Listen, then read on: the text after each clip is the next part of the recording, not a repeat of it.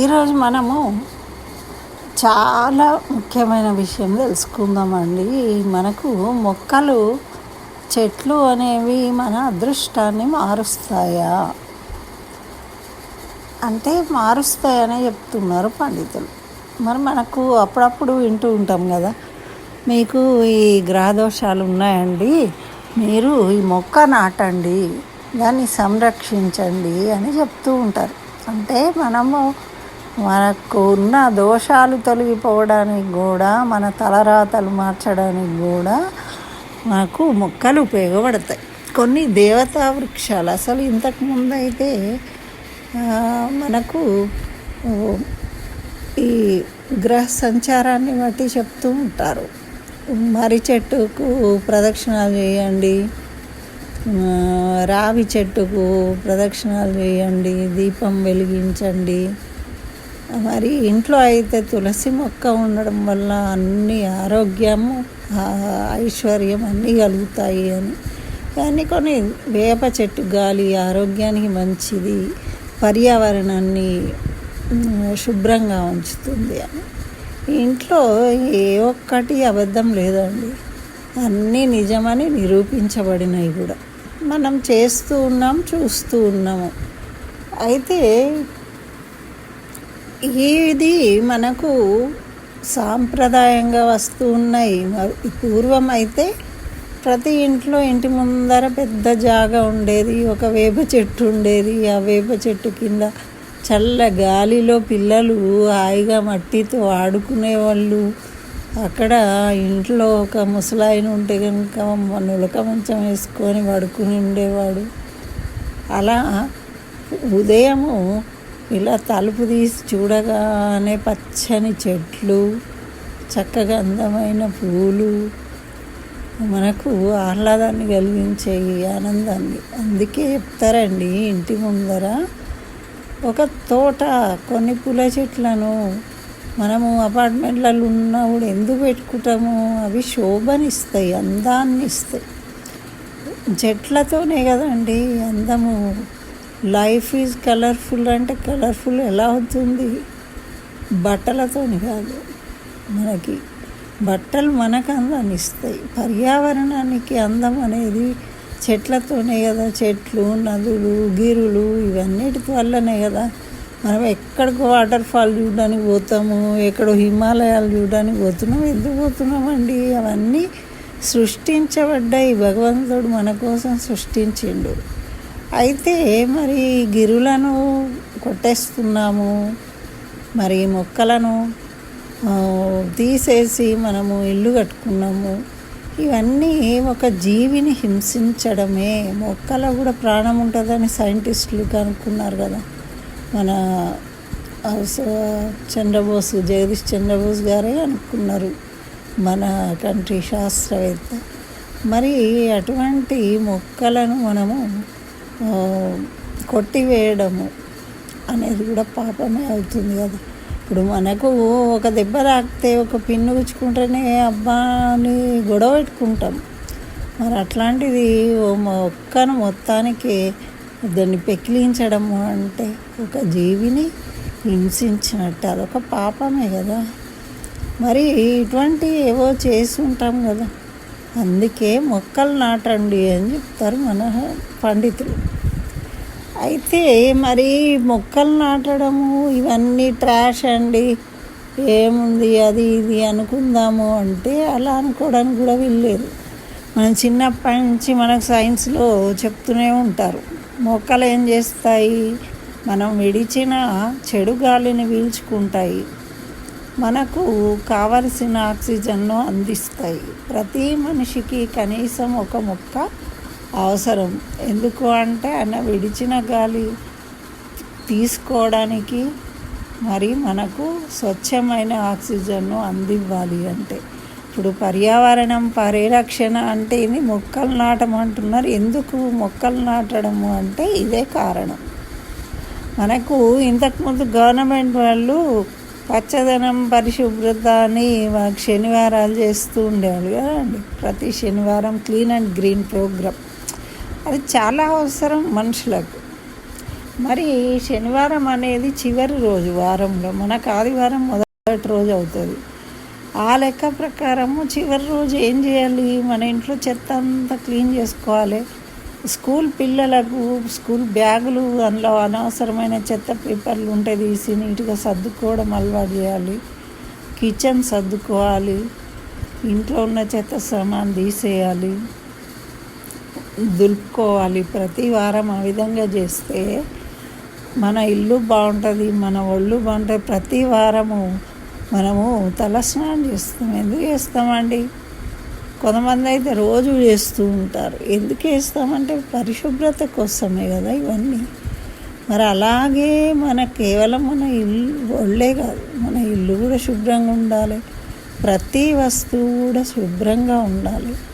దాని మీద మట్టి దుమ్ము పేరుకుపోకుండా మనం చూసుకున్నప్పుడే కదా కళావంతంగా చైతన్యవంతంగా ఉంటుంది ఇల్లు కూడా. అంటే కేవలము ఈ చెట్ల వల్లనే జరుగుతుందా అంటే మనకు అన్నీ అవసరమే. మన పర్యావరణం దినోత్సవం జరుపుకున్నాం నిన్న. అయితే నరేంద్ర మోడీ గారు ఒక పిలుపునిచ్చారు, అమ్మ పేరుతో ఒక మొక్క నాటండి. ఎంత గొప్ప విషయం అండి ఇది. అమ్మ అంటే మనకు అందరికి ఇష్టం లేని వాళ్ళు ఉండరు. దాదాపు ఎవరొక్కళ్ళో తెలియదు, కానీ తల్లి ప్రేమ అనేది అందరికీ ఇష్టమే. అమ్మ లేదు ఇంట్లో అంటే ఎంత బాధపడిపోతారు. అటువంటిది అమ్మ పేరుతోని అంటే ఒక మొక్కను నాటడం కాదు, దాన్ని సంరక్షించాలి. అది ఎలా ఎదుగుతుందో మన ఇంట్లో ఆ విధంగా మనకు అదృష్టం కూడా కలిసి వస్తుంది. మనలో ఉన్న దోషాలు తొలగిపోయి ఆ మొక్క ఏ విధంగా ఆనందంగా ఎదిగి చక్కగా పుష్పాలు ఫలాలు ఇస్తుందో మన జీవితంలో కూడా అలా అభివృద్ధి అనేది కలుగుతుంది అని మన పండితులు చెప్తారు. మరి అందుకే పూర్వకాలంలో పూల చెట్లు ఉండేవి దేవుడికి ఆరాధన చేసుకోవడానికి. మామిడి చెట్టు ఉండేది, వేప చెట్టు ఉండేది, మరొక దానిమ్మ చెట్టు ఉండేది, ఒక అరటి చెట్టు ఉండేది, జామ చెట్టు ఉండేది. ఇట్లా అన్ని చెట్లను ఎందుకు పోషించేవాళ్ళు? ఆరోగ్యము, మనకు ఆహారాన్ని ఇస్తాయి, ఆనందాన్ని ఇస్తాయి, మరి మనకెంతో ఉపయోగకరమైనవి కదా. మరి ఈ విధంగానే మనకు ఈ యాక్టరు షిండే గారు ఎప్పటి నుంచో ఒక అనాథవనమట, అంటే ఎక్కడెక్కడో నుంచో చెట్లను తీసుకొచ్చి అక్కడ ఆ చెట్లను నాటారనమాట వాళ్ళ వనంలో.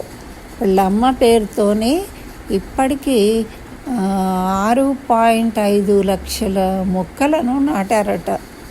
ఎంత గొప్ప విషయం అండి. అంటే ఏదో ఇప్పుడు కాదు, అంటే అలా ఎవరెవరో అలా మొక్కలు నాటి ఈ పర్యావరణాన్ని రక్షిస్తున్నారు. దాంట్లో ప్రతి ఒక్కరు భాగం కావాలి.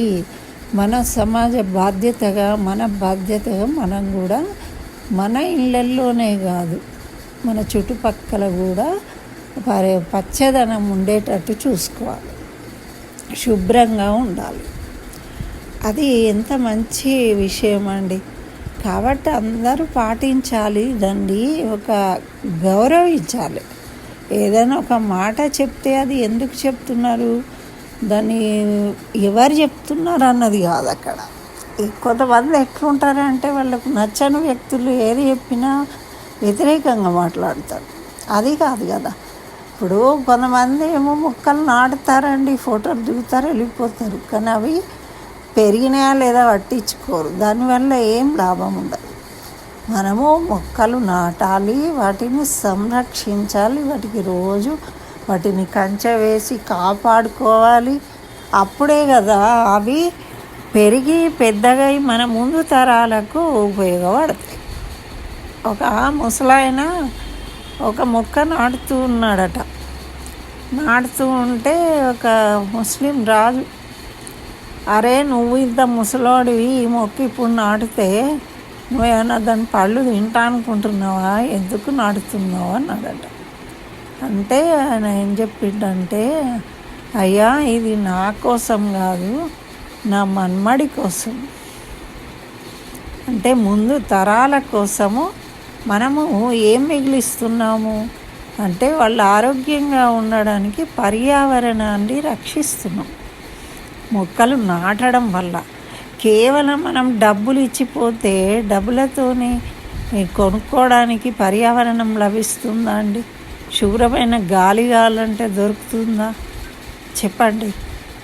బట్టలు కొనుక్కోవచ్చు, ఆహారం కొనుక్కోవచ్చు, డబ్బులతో కావచ్చు, కానీ ఆహారం అయినా పంటల ద్వారానే కదా వచ్చేది. మరి పంటలు పండకపోతే ఆహారం దొరుకుతుందా? మరి ఈ పర్యావరణంలో ఈ వర్షాలు పడలేదు అనుకోండి, పంటలు పండుతాయా? పండినా కూడా మందులతో పండిన పంటల వల్ల రోగాలే వస్తాయి కదా. మరి ఇవన్నీ సమతుల్యం చేయడానికి మన వంతు కృషి చేయాల్సింది తప్పకుండా ఉంటుంది. ఇది కేవలం ఎవరో చెప్పిండ్రని కాదు, మనకు అవసరం ఎంత ఉంది అనేది మనము తెలుసుకుని పాటించాలి. మన పిల్లలతోనే ఒక మొక్క నాటించామనుకోండి, దానికి ఒక కుక్క పిల్లని పెంచుకుంటారు, దానికి ఒక పేరు పెడతారు, ఎంత ముద్దుగా దాన్ని ఎంత ఆనందంగా చూసుకుంటారండి. మరి అదేవిధంగా ఒక మొక్కను అమ్మ పేరుతో పెట్టండి అంటే ఎంత ప్రేమగా పెంచుకుంటారు వాళ్ళు. అది పెరుగుతూ ఉంటే ఒక్కొక్క ఆకు వస్తూ ఉంటే దానికి పిల్లలు చూసి ఎంత ఆనందపడతారో. ఆనందము ఎన్ని లక్షల కోట్లు ఇచ్చినా రాదండి. ఇట్లాంటివన్నీ కూడా మనము చిన్న విషయాలుగా తీసి పడేయద్దు. పెట్టాంలే, ఉన్నాంలే, చేసాంలే అని అనుకోకూడదు. ప్రతి ఒక్క దాన్ని మనము స్పందించినట్టే మొక్కలు కూడా స్పందిస్తాయి. మనం పొద్దున్నే లేవగానే ఇలా తలుపు తీసి దాన్ని చూసి మనం నవ్వితే చెట్లు కూడా గాలికి ఊగుతూ మనను పలకరిస్తాయి. మనం ఆ భావనతో చూసినప్పుడు మనకు ఆ భావన కలుగుతుంది, ఆనందం పెరుగుతుంది. అవి కూడా మనకు రియాక్ట్ అవుతాయి. చెట్లు కూడా మనం మాట వింటాయి. కాబట్టి తప్పకుండా అందరూ కూడా ఇది ఏదో ఒక్కరోజు పర్యావరణ దినోత్సవం చెయ్యాలి అనేది కాదండి. మనం అందరం కూడా నిరంతరము కృషి చేస్తూనే ఉండాలి వీటి కోసం. ఎప్పుడూ కూడా సంసిద్ధంగా ఉండాలి, మన పిల్లలకు నేర్పియాలి. మన ఇళ్ళల్లో అటువంటి భావనను పెంచాలి పిల్లల్లో ఈ పర్యావరణం పట్ల. అప్పుడే మనము ఆరోగ్యంగా ఉంటాము, మన సమాజం ఆరోగ్యంగా ఉంటుంది, భవిష్యత్తులో మన పిల్లలు కూడా ఆరోగ్యంగా ఉంటారు. మరి మీరేమంటారు?